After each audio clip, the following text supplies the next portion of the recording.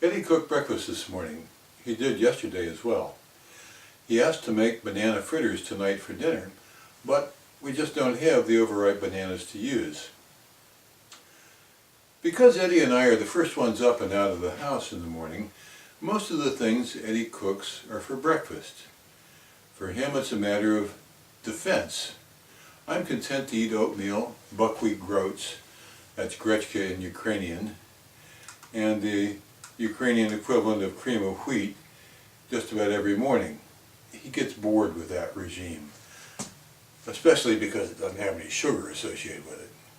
He likes to cook omelets, fried eggs and bacon and stuff like that, in addition to his pancakes and French toast.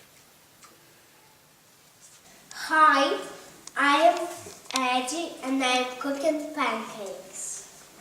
How did you make the pancakes, Eddie? What goes into them? Flour, soda, salt, eggs, and babushka kefir. And then the pancakes are almost already fried, and I'm going to turn them over. Good. Now tell us what babushka kefir is. It's kefir what babushkas sell. Do we buy kefir? Or how do we make it? We buy it. We buy some milk from the ladies on the street. Here's the milk, and we leave it sit on the counter for a couple days till it turns sour, and then that's what we call babushka kefir. Now let's take a look at your pancakes here. And here you're turning the pancakes over. And that's 3 pancakes. And you're drinking some of the babushka kefir. Eddie likes to help when I'm working in the kitchen. Preparing our own hamburger, sauerkraut, and pie crusts involves using the food processor. Eddie loves to stand on a stool and shove the hunks of meat into the mouth of the grinder. He's pretty good at it, and he's careful with his fingers. Ukrainians mix carrots in with cabbage to make their sauerkraut. This requires using both sides of a single blade on the food processor, one to grate the carrots and a fine slicer to cut the cabbage. You can handle the machine work pretty well. The next step, squeezing the cabbage to make the juice run out as you mix it up, requires stronger hands. It'll be a couple years before he can take that over, but he's certainly willing. Eddie also helps to gather the ingredients. Oksana keeps a large vegetable garden. She grows tomatoes, corn, beans, parsley, dill, cucumbers, pumpkins, zucchini, grapes, apples, peaches, pears, plums, cherry plums, garlic, onions, and other stuff I'm sure I can't remember. Eddie helps his mom with the weeding, laying the borders, and so on. He's still not quite strong enough to handle the spade work. I do that. But he is on notice that he is getting strong quickly. At the same time, I'm giving up a little bit of ground to age every year.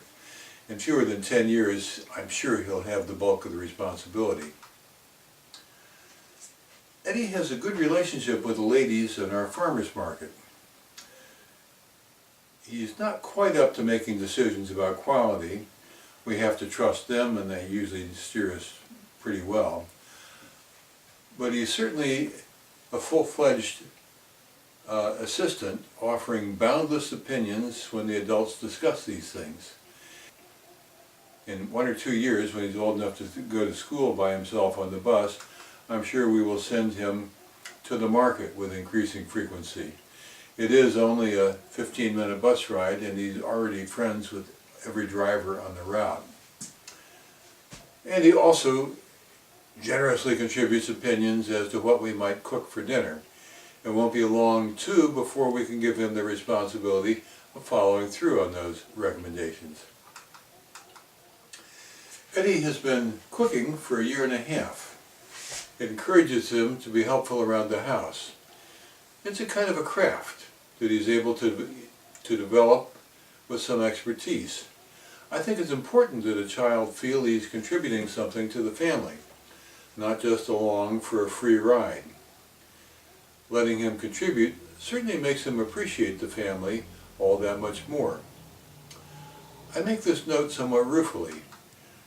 Despite my fairly frequently voiced misgivings, between private schools, the maids, and their mom, my grown family had just about everything done for them.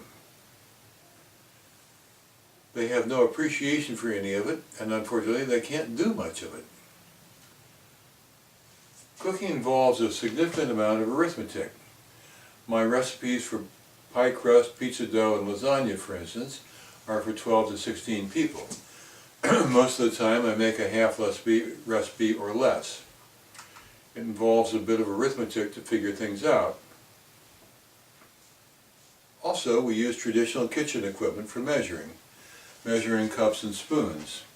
3 teaspoons to a tablespoon, 4 tablespoons to a quarter cup, and so on. And in addition to that, we often have to translate my American recipes into metric measures. We have to weigh ingredients. Now, Eddie is not up to all of that manipulation yet, but as I talk my way through the recipes, he understands what he will have to be able to master in order to be a chef. Cooking involves a number of manual skills. You have to be fairly good with a knife, which Eddie already is. You have to be pretty good at taking care of knives, washing them, putting them away, and especially sharpening them. It will not be too many years before he's comfortable with my sharpening steel and the stones I use to hone the blades.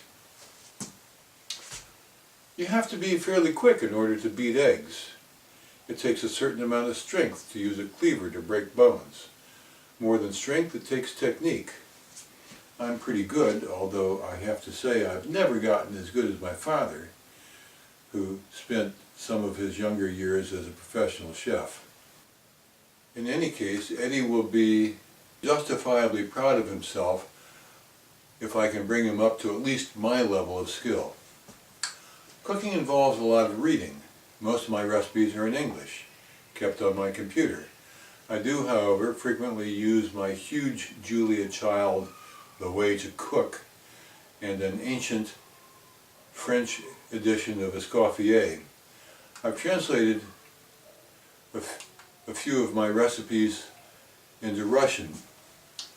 If Eddie is going to be totally involved, he'll need to be comfortable with English and the 2 national languages.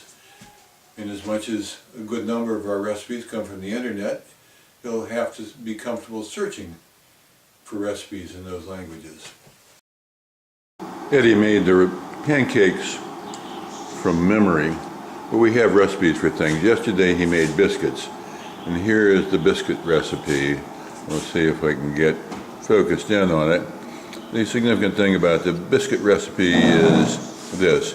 It's in a stack of other recipes, a fairly deep stack that we make at home, and this one shows signs of having been around the kitchen for a long time. A little bit dog-eared and so on. Anyhow, Eddie's pancakes yesterday were delicious. My mother made a big deal out of teaching me how to take care of myself.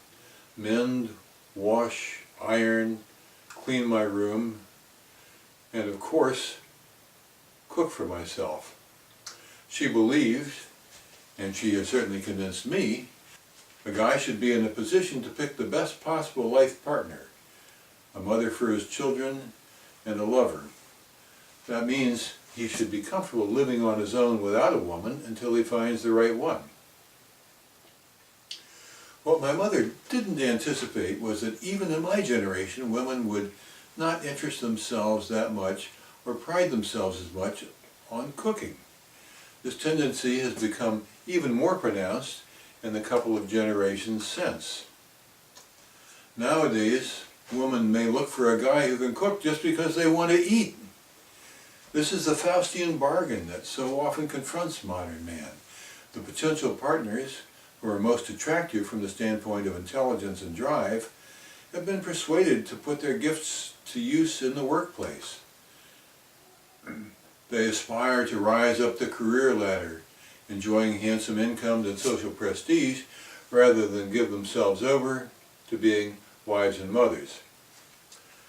It certainly cannot hurt Eddie to be prepared for whatever the world may be like when he comes of age in 15 years. I can hope that people of our Anglo stock in the West will have experienced a rude awakening to the fact that family and children are important, not just socially, but even for survival. I can hope that women once again find commitment to a marriage to be a wise step to take in life. I can hope that Ukraine remains unspoiled, even after the West has thoroughly degenerated. But these are no more than hopes. In any case, it's too early to burden Eddie with all of that. He's only 6. I tell him I'm looking forward to grandchildren. I'm certain that having the skill that women appreciate and having the drive and curiosity to master a subject that interests him will help him down that path. This is Graham Seibert signing off again from Kiev.